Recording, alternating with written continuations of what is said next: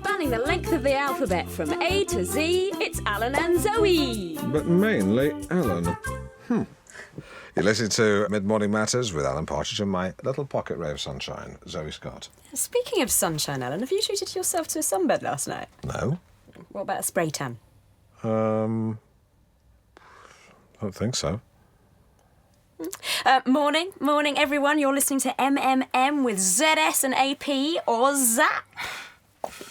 You've got such a lovely, engaging way with people. You really have. Seriously, it really is very commendable. Thank you. OK, So, today's... coming up, we've got... You're in a... Do you know what? We're like an old married couple. Yeah, pretty soon we'll be bickering all the time. You know, you'll be drinking too much. Hey, yeah, and then you'll get jealous of my career and run off with a fitness instructor. No thanks. Been there, done that, got the T-shirt. Well, she got the T-shirt. Got the shirt off her back, really did. Fucking witch. Well,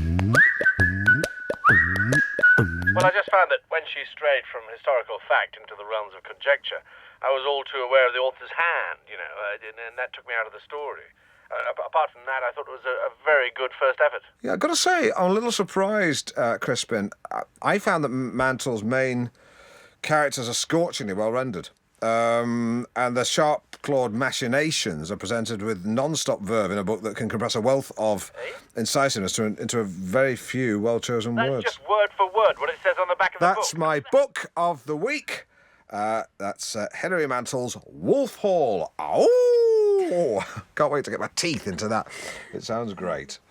Oh, do you know what? If I'd known you were going to wear this kind of pink... I mean, I know enough about colours to know this pink clashes with that pink. Correct? Not clash. It's just not quite the same. This is raspberry, definitely. Yeah. How would you describe that? I would say that's like strawberries and cream. It is like it's like iced strawberry. It's like a strawberry milkshake. Yes, it is. It's like I would drink you dry. I would drink you dry.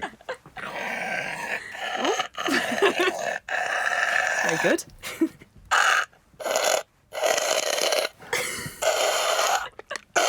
I'm down to your boots. Oh, God.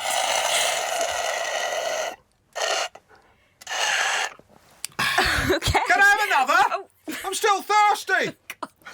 Alan, you do really remind me of my dad. You know, you'd really like him. Well, I love dads.